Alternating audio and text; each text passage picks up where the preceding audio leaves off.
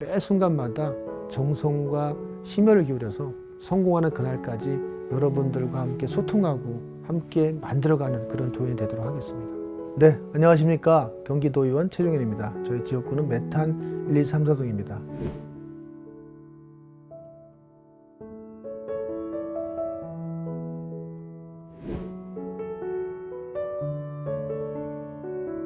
저는 지금 지역사회에서 사회복지 분야하고 장애인 활동가로서 역할을 또 했습니다. 지역사회 봉사활동을 하다 보니까 정치에서 시민들의 마음이나 어떤 정책들이 바로 정책으로 담아지지 않는 그 안타까움 같은 걸 느껴가지고 제가 이제 정치를 좀 해야 되겠다. 직접 참여 정치를 통해서 제가 갖고 있는 모든 정책이라든가 시민들이 갖고 있는 정책들을 좀 만들어 보겠다는 생각을 가지고 참여하게 됐습니다. 예를 들어서 제가 이제 그 전국 최초로 이제 장애인 이동 편의시설 지원센터라는 걸 만들었어요. 이게 사실 뭐냐면은 도로라든가 이런 정류장, 이런 뭐 여객터미널 이런 데 보면은 그 장애인 편의시설이 돼 있지 않잖아요. 그럼 그거를 실질적으로 점검하는 그런 기관들이 없고 법적인 어떤 이런 것도 준비가 안 돼 있어요. 그러면 사실 그게 사실 자치단체장의 의지라고 생각을 하거든요. 그 센터를 만들겠다고 제가 그런 제안을 가지고 여러 시의원님들을 뵙고 설명을 드렸어요, 그때.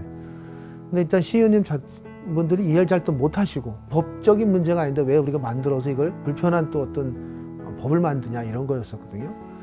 근데 마침 그때 이제 지금 경제부지사 하시는 염태영 시장님께서 수원시장님이셨을 때 제가 이제 그런 말씀을 드렸고 사실 이게 필요하다. 이거는 법적인 문제가 아니라 수원시에서 만드는 도로라든가 여객 터미널이 과연 장애인 친화적인 시설이냐 이걸 한번 점검할 필요가 있다. 그러면 결국은 장애인 이동편의기술지원센터가 필요하다고 제가 말씀을 드렸고 또 이제 설득이 돼서 이제 그런 센터를 만들게 됐습니다. 이런 부분들을 하다 보니까 결국은 거기서 어떤 정치적인 역할이라든가 어떤 시민이라든가 정치인들이 조금만 더 설명 들어주고 이해한다면은 그런 사업들이 빨리빨리 되지 않을까 생각을 했어요. 그래서 그런 목마름도 있었고 또 제가 또 이제 정치를 좀 하고 싶다는 생각도 있어서 그래서 정치에 참여를 하게 됐습니다.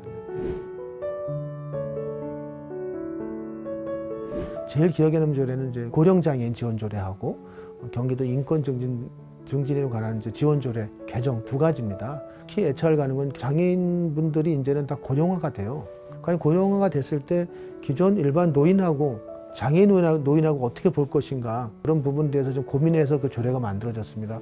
전국 최초 조례인데 고령 장애인들에 대한 뭔가 특별한 경기도의 서비스라든가 어떤 편의 그분들에 대한 행복한 노후를 맞이할 수 있는 이런 부분들을 좀 만든 조례입니다. 그래서 그 조례가 이제 시범사업이 돼가지고 경기도에 이제 고령장애인 쉼터들이 한 이제 11곳 정도 생겨서 거기를 통해서 그 고령장애인분들이 또 다른 또 여유로운 삶과 또 다른 노후를 준비하는 그런 좀 상태를 하고 있습니다. 두 번째는 경기도 인권증진 지원 조례는 기존에 경기도가 이제 인권에 대한 그 모든 정책이라든가 이런 부분이 사실은 준비가 좀 안 돼 있었고 인권센터만 운영하고 있었어요. 그래서 저는 이제 인권 담당관 조직도 좀 만들고 인권센터 확대 개편하고 도지사 책무도 좀 만들고 이런 거를 조례로 담아서 사실 이재명 지사님 계실 때 인권 담당관이라는 직제도 생겼고 또 센터도 더 강화됐고 그 조례에 따라서 어떤 뭐 건축 영향평가라든가 조례에 대한 영향평가까지도 인권 영향평가까지 할 수 있는 그런 기틀을 만들었습니다. 이게 예를 들어서 이제 경기도에서 도청 신청사를 짓잖아요. 그럼 과연 이 신청사가 결국은 인권적인 청사인가 확인해 보는 거죠. 인권적인 거는 일반 노인, 장애인, 뭐 일반 모든 그 시민들이 여기 왔을 때 인권적으로 차별받지 않는 그런 청사인가를 한번 검토해 보는 게 인권 영향 평가예요. 그래서 건축에도 인권 영향 평가가 있어야 되고 또 저희가 조례를 또 만들잖아요. 이 조례가 과연 어떤 뭐 임산부나 노인, 장애인 모든 그 도민들이 이거 조례로 해서 만약에 불편을 받는다. 그럼 이게 그건 인권 침해죠. 이런 부분들을 좀 점검할 수 있는 기틀을 만든 겁니다. 제가 10대부터 이제 꼭 하고 싶었던 게 경기도 무장애 커뮤니티 공간이에요.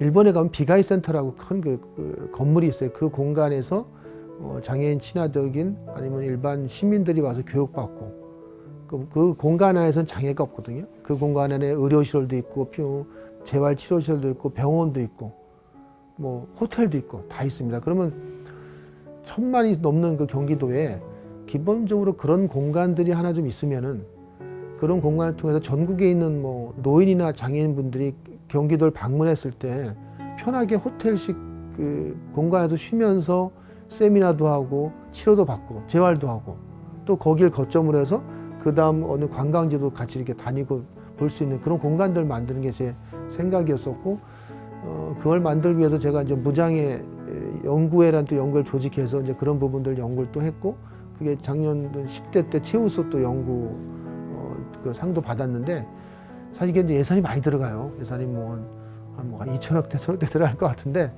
경기도에 걸맞는 그런 공간 정도 하나 있어야 된다고 생각을 해요. 사실 경기도의 공간을 만드시는 꿈인데 11대 보건복지위원장이 또 됐지 않습니까? 그래서 그런 부분을 좀 더 추진해 볼 생각입니다. 일단 경기도의 전체 예산 중에 한 27% 정도, 27에서 28% 정도를 저희 복지에서 지금 하고 있는데 사실 이제 국비 내시들이 많아서 사실 경기도 자체 사업은 게 많지는 않습니다. 그래도 제가 이제 추구하는 게 복지라는 것은 31개 시군에 저희가 다 이제 뻗어 있지 않습니까? 그러면 31개 시군의 골고루 혜택을 받고 구석구석 복지가 좀 스며들 수 경기도 역할을 좀 해야 된다는 생각이고요. 그런 역할을 이제 감시하고 행정과 같이 토론하고 만들어가는 게 복지위원회라고 생각해서 그런 역할에 충실할 거고 또 하나 이제 제가 모든 분들이 또 나이 늙어가잖아요. 나이 들어서 이제 노인이 되는 과정이 있기 때문에 사실 치매라는 게 상당히 중요한 거거든요. 그 치매 예방과 치료 문제 이런 문제에 대해서 좀 고민을 많이 해보려고 합니다. 뭐 치매 치료는 이제 국가 치매 그 책임제로 해서 치매안심센터에서 많이 운영을 하고 있는데 사실 일반 경기도민의 치매 예방에 대해서는 많이 좀 취약한 분이 많아요. 그런 부분들을 좀 더 체계적으로 이제 60세부터 체계적으로 치매에 대해서 좀 몸에 좀 체득하고 치매 예방하는 교육을 통해서 치매가 좀 더 1년, 2년 늦춰질 수 있도록 그런 역할을 좀 하는 그런 뭐 센터라든가 뭐 사업을 좀 발굴하고 좀 만들고 싶고요. 시범 사업으로 지금 10대 때 좀 한 게 있습니다. 그 시범 사업을 또 발전시킬 그런 계획을 갖고 있습니다. 뭔가 좀 더 생각을 통해서 같이 협의하고 소통해서 만들어내고 지역 주민들이 참여를 통해서 또 제가 또 같이 힘을 약간 보태는 거. 제가 뭐 능력 있는 사람은 아니잖아요. 그러니까 지역 주민들 원하는 그 부분을 제가 살짝 방향성을 가지고 가면서 제가 좀 그거를 좀 키워준다면은 시민들이 저를 저 친구는 실천한 도인이 아닐까 생각을 하지 않을까 생각합니다. 그래서 같이 소통하고 거기서 얻어진 어떤 결론이나 이런 걸 정책으로 담아서 한번 실천하고 만들어가는 그런 게 되고 싶어요.